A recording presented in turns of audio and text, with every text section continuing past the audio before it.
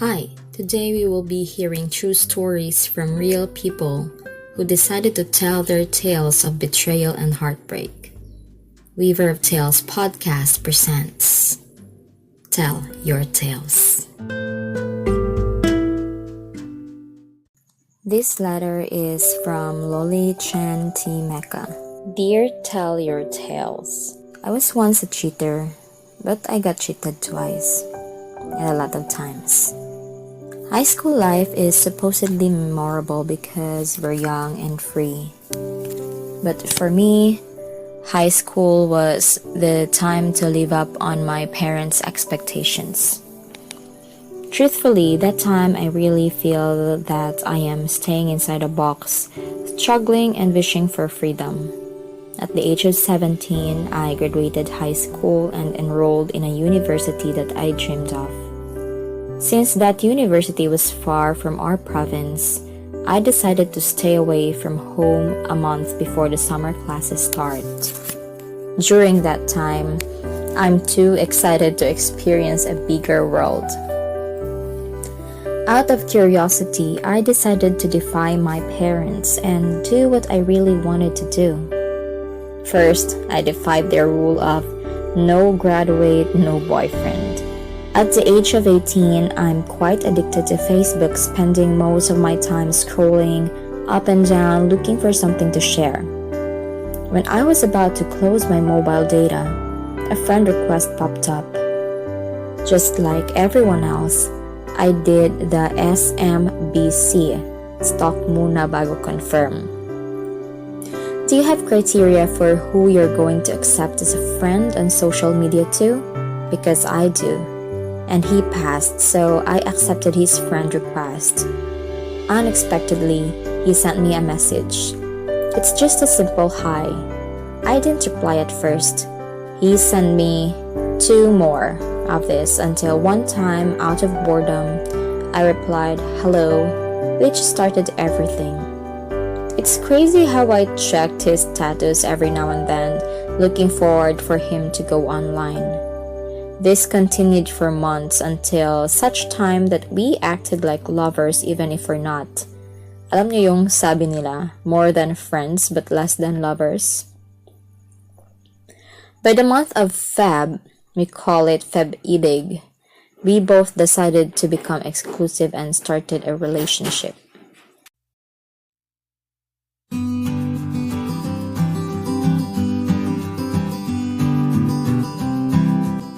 This is Regine, and you know how I love listening to podcasts. I've been binging on podcasts for a year when a thought came to mind. Why don't I make my podcast and tell my stories? I thought it's tough to make one until I found out about Anchor. Podcasting with Anchor is easy as 1, 2, 3. It's free. There's creation tools that allow you to record and edit your podcast right from your phone or computer. Plus, Anchor will distribute your podcast for you so it can be heard on Spotify, Apple Podcast, and many more. The best part is you can make money from your podcast with no minimum listenership. So what are you waiting for? Download the free Anchor app now or go to anchor.fm to get started.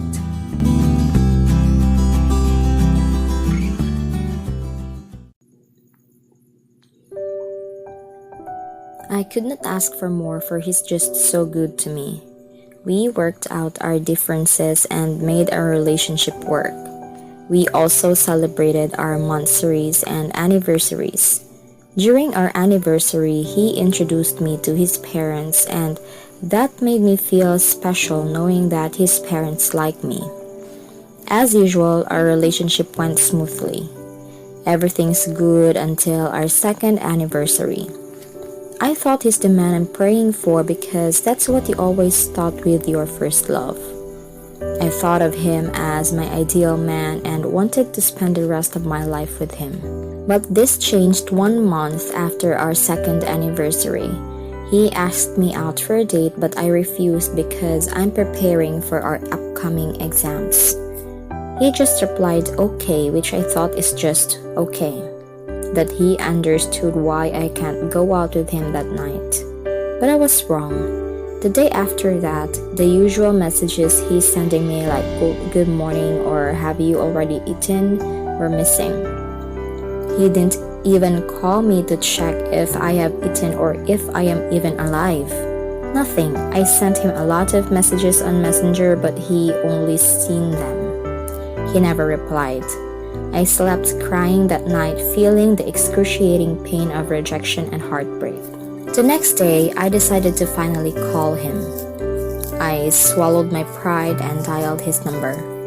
He rejected the call twice, but I'm persistent and called the third time. He answered and asked me angrily, "Why are you calling?" I said, "I just want to make sure that you're okay."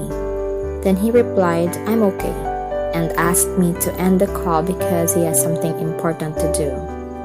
I ended the call and didn't expect any messages from him afterwards, for he let me know that he doesn't have a load. I just focused on studying for the exams, and when I felt tired, I prepared for bed. Just before I closed my eyes, my phone beeped. I have a new text message. I checked my phone and felt happy for he texted me. The text read, Unya nakatulog mi, gusto pa ta ka masturya with matching I love you me." I don't know what to feel upon reading this. I know that this message is not for me, since he never called me. He might have sent this accidentally to my number. I cried again that night. The next day, I got up and confronted him. He apologized, telling me that he didn't mean to hurt me, but he got tempted. I thought they stopped texting this girl. I knew before that they're texting and told him to stop. He said he stopped, but the truth finally came out, that they're still texting each other. Everything seemed to flash back. I even saw them once eating together in our favorite fast food chain. I thought of myself as stupid for not heeding the signs. I walked away crying. Then I thought of revenge. I looked for someone who can comfort me, and I found just the right guy. We're not exclusive, just a fling. He comforted me, and I reveled with the attention he gave me. But I never expected to catch him cheating on me too. I was so miserable. My boyfriend cheated on me, and now my fling is cheating on me. The worst part is, my boyfriend's family learned about my fling, and they thought of me as the cheater, not knowing that it was my boyfriend who cheated first. I just acted with revenge in my mind. I received negative feedback and such before I even realized that my idea of revenge made everything worse. Time passed, and before I knew it, my ex-boyfriend is marrying that woman. It's painful, but the masochist in me pursued her bout of masochism and watched them exchanging their vows. I endured the pain until pain decided to leave me. Maybe pain is tired of tormenting me too.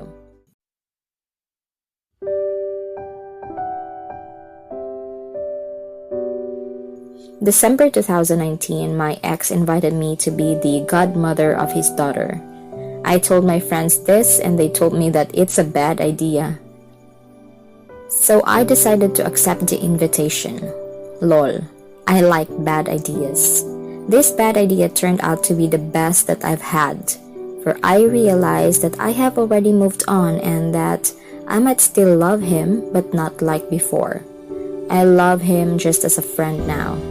No more pain now, but due to the pain I felt before, I closed my heart for anyone for 2 years.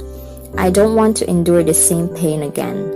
March this year, I decided to give love another chance and went into a relationship with someone who happens to be my comforter, my advisor, and my motivator. The one who cheers me up whenever I felt so tired facing my ups and downs. I don't expect anything from him because I've learned that from my past relationship, if I reap too much heartbreaks because I sow too much expectation. Right now, I'll just enjoy the moment with him, expecting nothing more than what we have. I'll just let God to be the center and the planner of everything.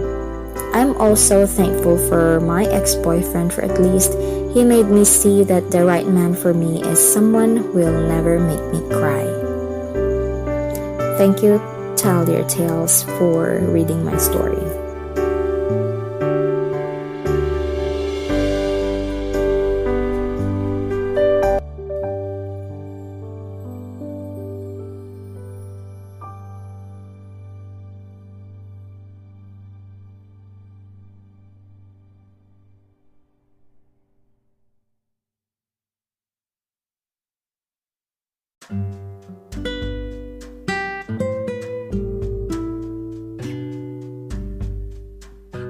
Thank you, Lolly, for sharing your story here at Tell Your Tales. For commentaries and advice for our letter senders, please check out Weaver of Tales podcast Facebook page and YouTube channel. I want to hear your side on this, so if you want to give your advice to just send me a voice message by clicking on the link or send a message to our page.